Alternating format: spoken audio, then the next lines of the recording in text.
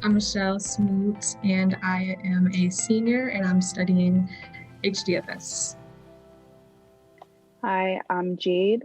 I'm a senior and I am a double major in political science and history. My name is Alexis. I'm a junior allied health science major with a concentration in public health and a minor in public policy. My name is Philippia. I'm a recent graduate and I studied human development and family sciences.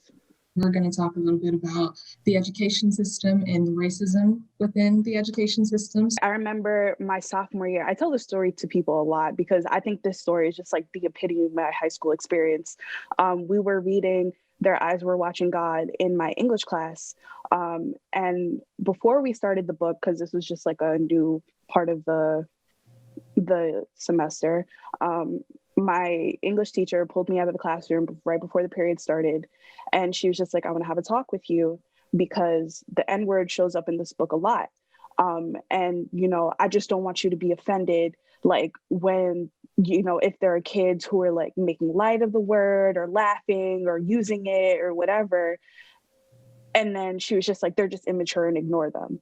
And, I just always thought it was very interesting to me how I'm 16 years old and somehow the responsibility fell on me to not be offended by a word which is literally used to, hurt people that look like me, and not the responsibility of her as the educator to tell these children why saying it is not okay, why making jokes about it is not okay. Like, I just have to deal with it.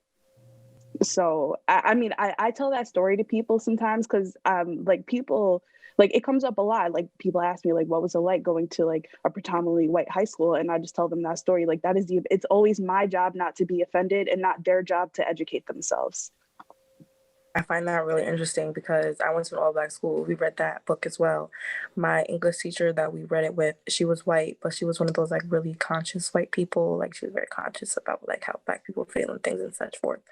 So we read a version of a book that didn't even have that word in it. There's a way to educate people with taking other people's feelings into consideration, including everyone in the classroom, including those who are Black. Even if there was not a Black student in the room, why would you as an educator pick a book that people are not going to take seriously? Or people are going to make fun of it and people are going to use the word outside of the classroom now that they believe that they can use it because they read it, because they saw it in a book, because it was printed on paper.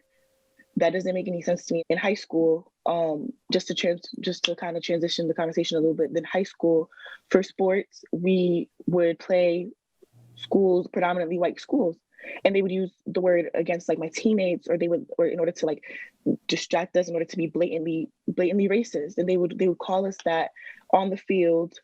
The refs wouldn't even call it. The refs wouldn't even stop the game. The refs wouldn't even address it. And we would just like look at them like, are you serious? Like, is that really your way of quote unquote trash talk? You can't just play the game. You have to sit there and basically dehumanize us in that way. And it's very interesting because I know Alexis, she was a cheerleader, and so I know it was probably worse for her in football games. We had lost a playoff game to a white team, and we were like on their field. And as we were like leaving the field, all you hear is like a crowd of white people start calling us the N-word, calling us slurs, telling the monkeys get back on the bus. And it's not even just the players on the field, like it's their parents, it's the fans, like it's a large crowd of white people just taunting us as we walk to the bus. And obviously, like, we're gonna feel very angry about it, but we weren't allowed to do anything. We just had to sit there and watch and hope that none of these white people touched us when they followed us and taunted us and basically threw stuff at our bus, calling us monkeys, the N-word, telling us go back to where we came from, all over a game that they didn't even lose. So it's like, imagine what they would have done to us if they did lose. That was one of the scary moments for me because it was just like, why, like, you're a grown adult, why do you have so much hatred for me? And I didn't even do anything to you. I just simply existed.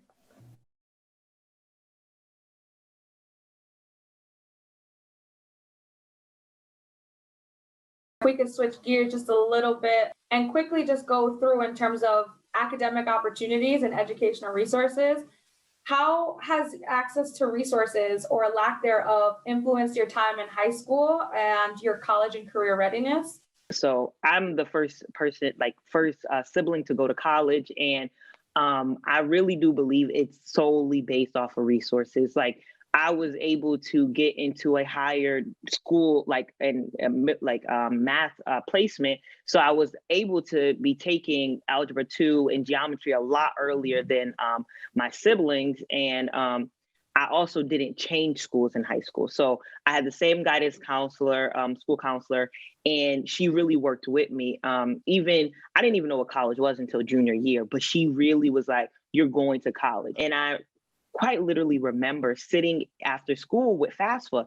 And who has the resources to actually sit? Crack has a lot of resources. I was there for 2 hours looking in these, like literally, and I was not telling them any information. I couldn't give them any financial information. I couldn't give them anything because I had a big secret that I couldn't tell. And I'll never forget Rich Serrano. He really changed my entire life. Like he pulled me aside. My school counselor was a white woman. He pulled me out of the room. He said, "Paris, I know there's something that you're not telling me." And he was like, "We cannot help you." And I'm just like, I just started crying. I'm just like, my mom's incarcerated. My dad is married, so he doesn't want to give me his financial information. And he gave me a hug and he said, "I have people in my family that's been incarcerated." It was just a breath of fresh air that I could finally share this piece of myself. I think it was different for me per se, because I play football. Again, we were given resources because we were so dedicated to sport of football. Our coach would tell us it's school first and football second. And we knew what that meant. So it was always football first. So we were given tutors. We have the math center at, or the Q center now at UConn, or the writing lab at UConn.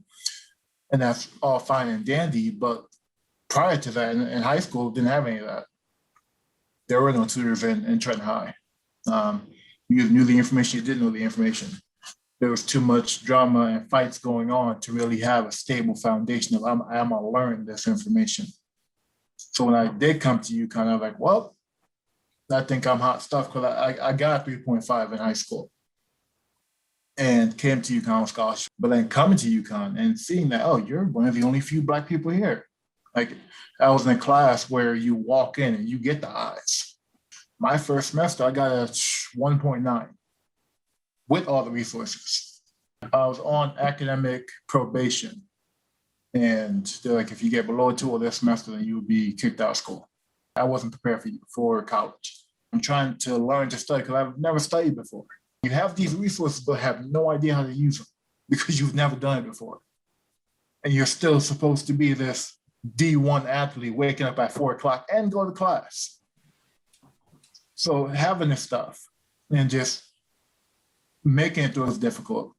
Something you said, Rich, that just stands out to me too is the idea of having access to resources, but not knowing how to use them. The independent school that I went to for high school, I had resources available to me, but I didn't even know how to use them, who to ask, how do I go about asking for more money? How do I go about asking for somebody to fund my trip abroad? In high school and through my K through 12 experience, my district would support students who are athletes, who are high achievers, or who are clinically diagnosed with these different academic or emotionally or social disorders. However, for the students in between, they didn't necessarily have that same level of access to the different resources needed. And they were often misdiagnosed as learning support. I was one of those students who was in learning support classes from my entire high school career up until my senior year. I initially, going into elementary school, had peers who were white. However, when now I'm deemed this type of student, I'm not an athlete. I can't go ahead and catch somebody in the end zone. I'm not doing a 360 dunk just for the fun of it. And on top of that, now I'm in learning support. I'm thankful for the opportunities in my community because I may not have pursued a master's degree. I may not have been in a PhD program if it was not for my community being so invested in me and seeing me for who I was outside of what the school saw me. So a program like VOD, Voices in Black Excellence, Young Achievers through the YMCA, my own church, actually teaching me and guiding me around my own college and career readiness and my excellence on top of the things that the minimal amount of support that I was getting in my school, I was able to find my own way and be in the position that I am today. I went to Montville, and it's a rural town, but it's middle class, and we had a lot of AP and ECE classes. And funny enough, I always knew how to find my people when I was in school, but in those classes, that was never the case. It was always me, especially when we're reading books like Huckleberry Finn. And I'm hearing these words for the first time from this teacher. She was like a hippie. And I was like, man, she's with us. She's an advocate for us. It's cool. But then when she's reading the N-word out of the book in class, I was just like, man, this is like a completely different experience for me.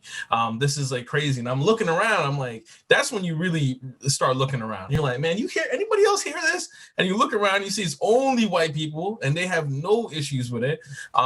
Being able to take those ECE and AP courses, it didn't feel good. I didn't care anymore. I remember she asked a student, she was like, who thinks it's okay to say the N-word when it's, when it's in a song or if it's not intentional. And I remember my classmates were like, oh, if it's not malicious, then it's not a big deal or anything like that. I had to do the double take. I was like, excuse me, what's going on here? So those classes, like you said, you can have those resources and still like, you know what? Like there's no use for them. This has no use for me. I have to speak on the way that they engage with us and approach us, through our lens, right? Mine of which being a Black student. Because I remember when I was prepping for college, for example, and I was discussing HBCUs and I brought up Hampton and I brought up Morehouse, my school counselor at the time was unreceptive and was honestly disinterested and was talking about all the other options I had. He was like, UConn gave you a free ride. Temple gave you a free ride. Why would you go somewhere where you would have to get scholarship? And throughout my lived experience with support as a high achieving student and as a student who did community service and a student who just frankly did a lot, it was always them approaching me, telling me, you'd better take advantage because if you don't, you know what you'll be. And it's like, wow, at no point in time are y'all speaking to me with love or with care or with consideration. It almost feels like every time you're coming to help me, you're threatening me. And then, quickly, as most Black children and Black students are told, it's like, oh, well, like, you don't want help. And it's like, well, I'm succeeding without you, so I don't need you.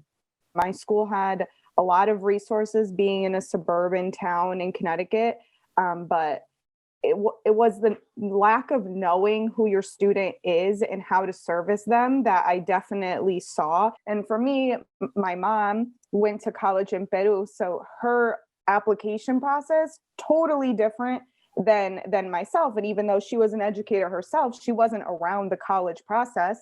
My dad had dropped out of college, so he was very unfamiliar with how today that process had looked like. And so even though I wasn't, I guess, technically a first generation college student, my experience was the first one in my family. I had a pretty great experience and it led me to finding the master's program. So I will not use the word regret, but I had the opportunity to take summer classes at a community college and I loved the experience.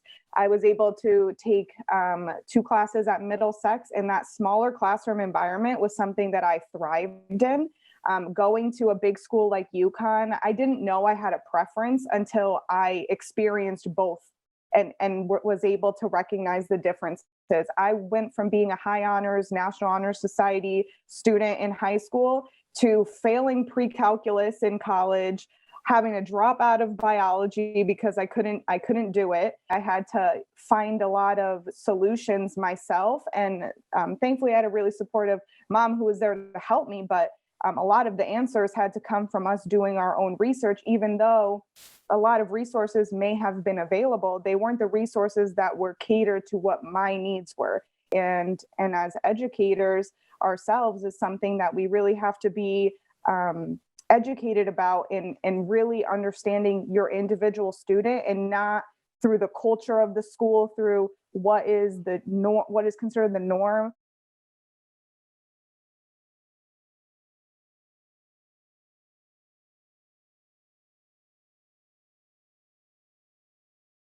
now would be a great time to switch gears and start talking about some tips that we have. We want folks to be able to walk away from this video with some practical tips on how we might be able to make our learning environments safer, more inclusive, and reduce prejudice, discrimination, and racism in the educational system.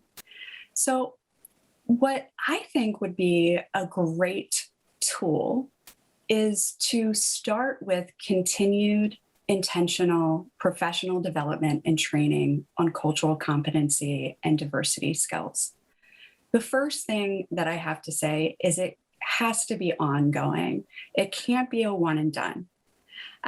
We have to remember that importance of intent versus impact. You can cause harm when you're trying to act as an ally, especially our white allies. We need to be able to listen and learn. Reading a stack of books isn't going to make us socially just. Having one training isn't going to make us anti-racist. We know that there's research that shows that even the trendiest trainings, like implicit bias trainings, aren't effective at eliminating our bias-based discrimination. So we need systemic change. As a white person and as an educator, we have to be able to name systems of oppression, racism, discrimination, white supremacy, and the role that it played in building our educational system, and the role it continues to play. And we need to reconcile the part that we play in that system, in my own position, in your own positions as educators. And this takes dedicated, honest, and continued reflection. And this needs to be done through that continued intentional professional and personal development and training on cultural competency and diversity skills. Completely agree. I'd also love to see educators really continue to expand their social base by gaining friends that are different from them, different races, culture, racial, and sexual and religious differences. They should consider diversifying their friend base, the conversations that they have, who they have conversations with, the materials that they read, as you mentioned, the music that they listen to, the stuff that they watch. Is it really just homogeneous in what you watch or in what you read and listen to? So that's a great simple step to start with, is try different foods. When you try different, then you expand your mind to be different. And then now you can then say, I know what something may feel like outside of my comfort zone. Hence, I can maybe now have a conversation with someone that's of a different race that may be in a white space and say, you know what, I can understand a little better what you are talking about feeling different. And it could be something because you tried different foods and different music. The word different causes you to understand people that will feel different. But I also wanted to put another thing forward where I think schools at the higher ed level and at the K-12 level, I think higher ed is doing a great job with starting step by having diversity and inclusion directors and positions that are being implemented. I would suggest professionals and administrators looking at starting those task force in their own schools at a smaller level. It can be a faster, more responsive process when you have staff in the building who are dedicated and committed to this topic, to this, this culture change. The idea is having boots on the ground in our school that's dedicated to this topic. We have the LGBTQ initiative where you have allyship. They've done a better job at the school level of developing allyships programs for students that need that support. I believe that this can also be done at a staff level. If principals really believe in this initiative, it can be done where students and staff can get responsive action because it's happening in-house before it's kicked up to a higher level. That way, students and staff can feel like this is an important primary issue in the school, to the community, to the population, which can increase belonging and increase acceptance among students and faculty of color. I love what you just said, and it hits to the heart of the research that I conduct on intergroup contact based on Gordon Alport's contact hypothesis. And what his hypothesis says is that when we engage in meaningful relationships with folks who are from different social groups from our own, that gives us the ability to reduce our intergroup anxiety and build our empathy. And that's going to lead to reduced prejudice about those other groups. And cross-group friendships are the number one predictor of those intergroup contact relationships in reducing prejudice. And you're so right. That leads us to having exposure to diversity of experience, diversity of thought, diversity of feelings, and it goes on and on and on. We have shown that, and my research and tons of other researchers out there have shown, and this is particularly the case for white folks, that intergroup contact works at reducing prejudice.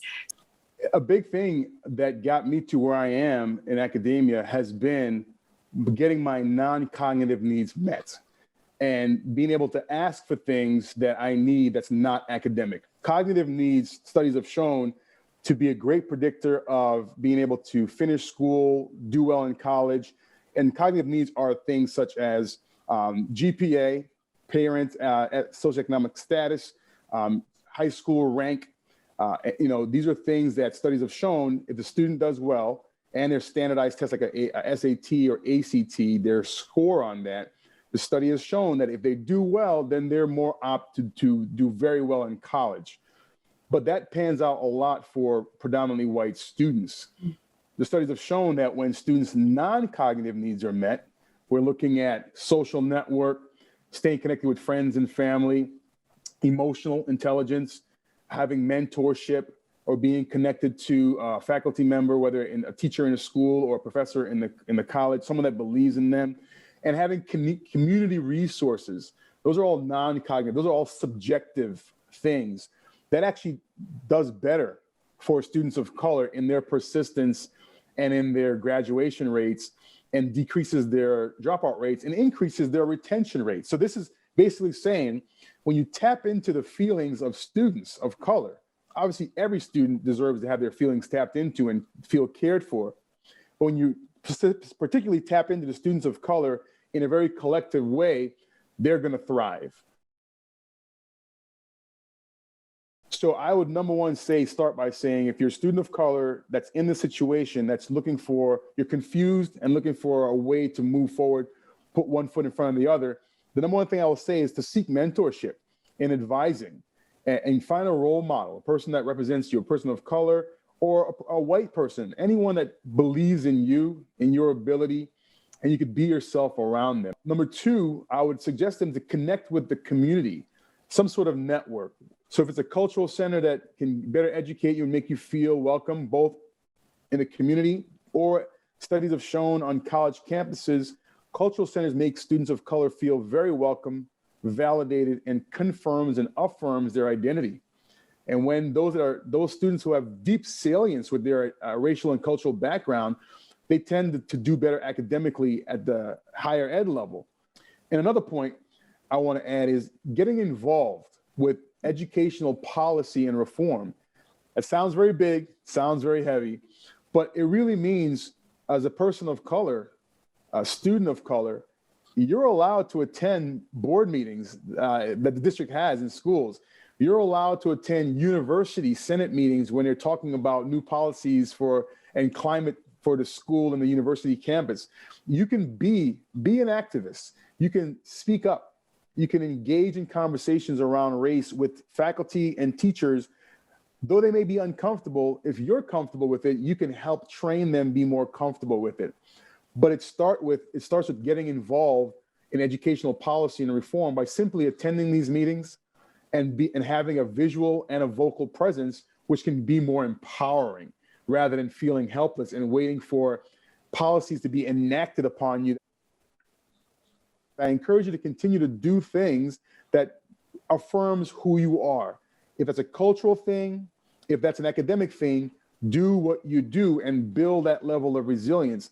But also, if you are a high achieving student, don't be ashamed of that. Get those high grades and build that academic efficacy. Go to the academic camps. Go to the federally funded grant programs that help you give the step up. Go to private school. Do what it takes to continue to affirm your academic identity as a person of color and step out of the shadow of shame and into the light that's bright.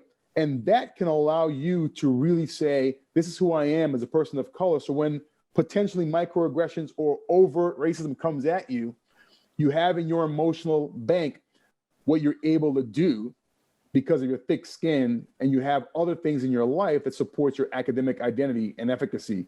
So these are things I feel can be helpful. They were definitely helpful to me as a student of color growing up, in being able to really navigate these white educational spaces where at times your voice can feel helpless or diminished or invisible, but there are things we could do to continue to raise the consciousness of what the experiences that are going on in these schools and systems. Thank you so much, Chloe. I got nothing to add to that. That was phenomenal. Like, I am empowered right now. Elena, this is a topic that continues to be one that needs to be brought to the surface. So often we hear many educators say, I didn't think that racism still existed in the school system, yet it's evident in the resources that an urban school may have to a suburban school or a rural school may have to a suburban school. But now we're hearing the voices of students of color and their experiences with this racism and discrimination and how it's deeply impacted them academically, personally, and even mental health wise. So this is a conversation that will continue. So we're hoping that this video helped to inform the audience, you, the viewers, and what's going on in your classrooms, in your educational settings and spaces. But as importantly, we also hope that we were able to give you some tips and strategies on how to be able to be more connective, more culturally sensitive, and more aware of the experiences of students of color so you can be effective and helpful. We want to continue the conversation around this topic. We want to continue to support our students who are trying their best on all levels in a society that's unequitable, in a system that's inequitable, and trying to do what they can. I'm Dr. Challenger and Dr. Elena Brennick. We can be reached at the University of Connecticut. And to contact us, please look at our website at the university, and we'll be happy to continue this conversation or answer any questions that comes before you. Thank you for joining us.